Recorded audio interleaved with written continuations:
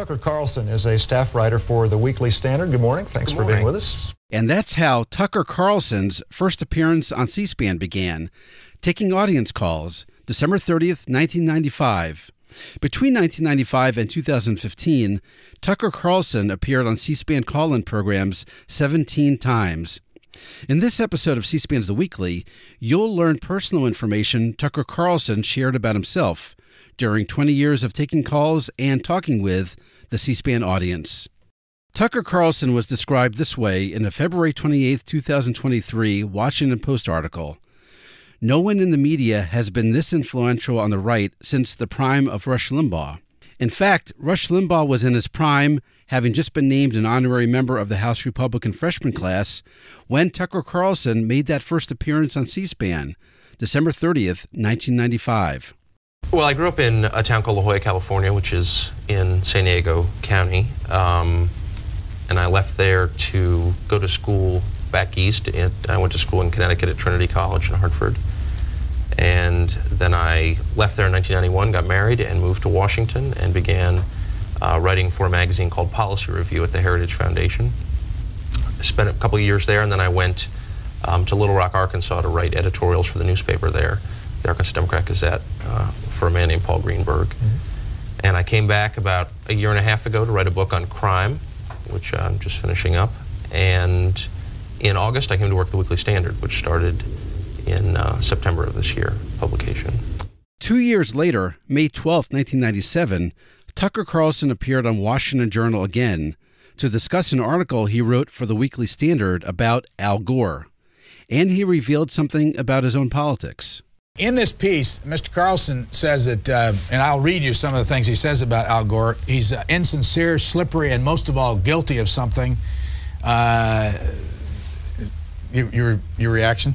Well, I mean, I suppose I would say first that now that I, by the way, am a Democrat, and you are? Yes, I am. I in fact am a registered Democrat, and I wouldn't vote for Al Gore. Then he explained further. And we've got Tucker Carlson saying he's a Democrat. How much of a Democrat are you? Not much.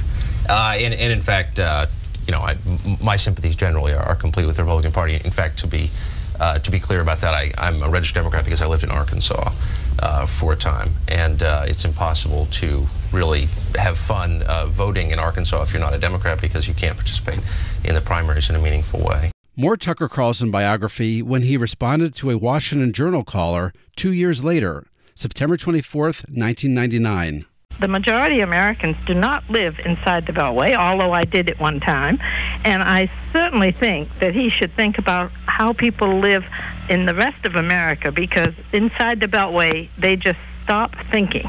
Thanks. How long were you with the Arkansas Democrat-Gazette? A little over a year. In Little Rock. And I have to say to the caller, I spend a good part of every summer in Maine soaking up the outside the Beltway truths. And what Washington enclave do you go in Maine? Actually, we go to a town called Bryant Pond, which is very small. No other Washingtonians there? Oh, no, without question, no other Washingtonians there, no. Well, as you know, half the town moves up to some part of that. Well, that's true. No, our town was actually the last town in America to have cranked telephones, very small and very unfashionable. How many years have you been on this earth? 30. How many years of your 30 have you lived here in Washington? Well, let's see. My wife and I moved here in 1991, and then we left in 1993 for about a year and 3 months, and then we came back. So I'm not a math major, but, you know, probably about 7 years. How many children do you have? 3. From a May 10th, 2002 caller, the C-SPAN audience learned even more about Tucker Carlson, specifically about his father. Our guest is originally from La Jolla, California. They're near San Diego. New Orleans, Louisiana. On the Republican line, you're next. Hello, Mr. Carlson. Good morning.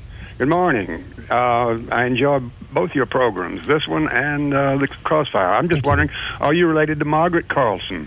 Just by affection. We're not related by blood. But I see her every Wednesday at CNN. But the man you are related to, Richard Carlson, yes, is your father. Where does he live now? He lives in McLean, Virginia. And what were the jobs that he had in and around this town over the years? He had a bunch of them. He ran the Voice of America for a long time, maybe 5 or 6 years. He was an ambassador in Africa, and then he ran something called the Corporation for Public Broadcasting, which is a sort of umbrella over public broadcasting. What's he doing now? he is writing a book. On? I don't know, sort of cloaked in secrecy. I think it's a novel. It'll be perverse and amusing and an excellent read, I can promise that when he's done.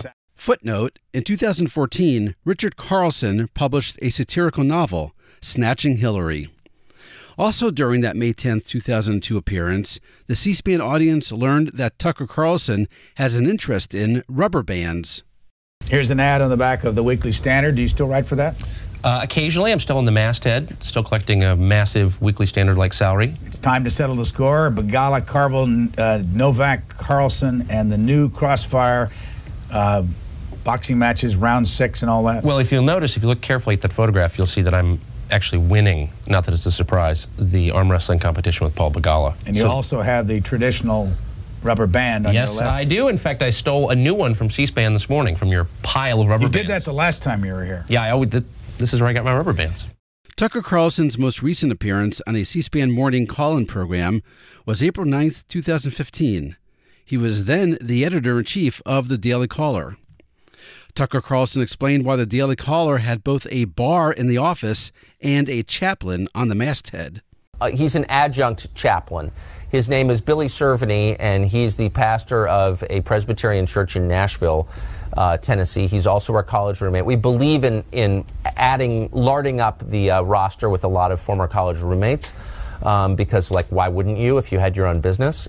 So we have one who's a judge in Maryland who comes to all of our parties. We have a lot of parties. We have a pretty rigorous party schedule because, again, why wouldn't you?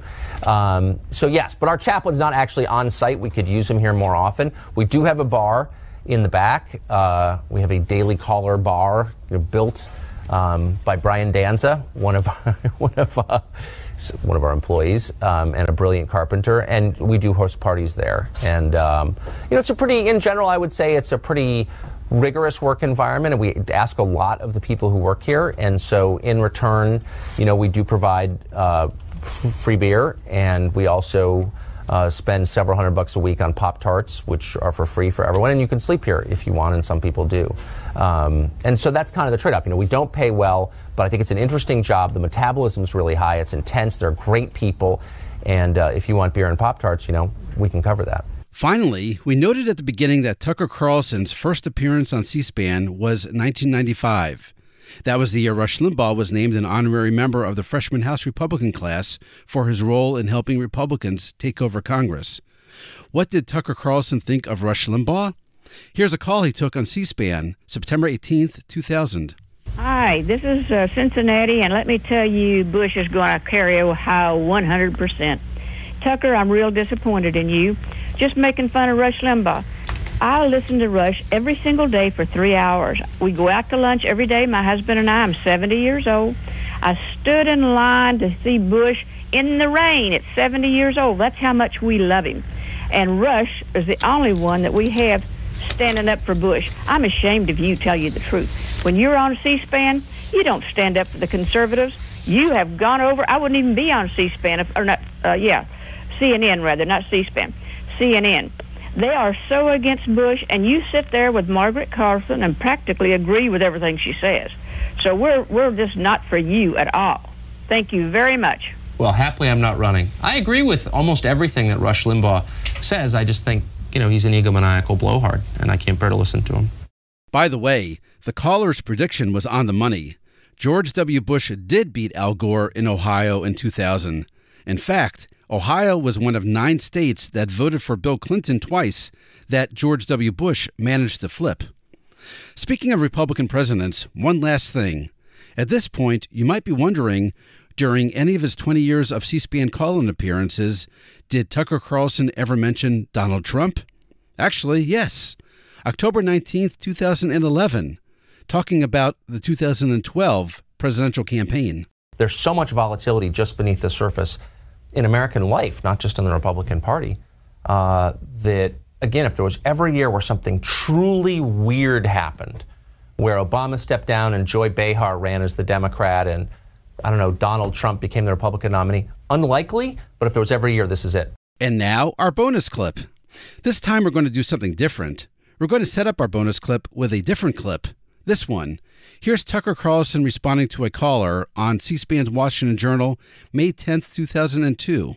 I wish there were more real old-fashioned Pol Pot supporting leftists in the United States. It makes for sharper, more interesting debate. Leftists, who are committed to a left-wing vision of society.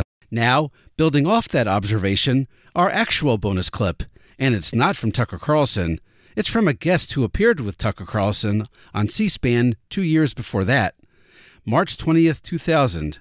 It's comedian and future Senator Al Franken. First, I covered the straw polls for George magazine, and then I did another Iowa event for George, and then I became a surrogate for Gore. I'm for Gore, and it's when comedians start being surrogates for, it's dangerous both to the candidate and the comedian. For example, years ago, the first candidate I ever backed, I did a fundraiser for Pol Pot, and a couple years later, I saw the killing fields, and I just felt like an idiot.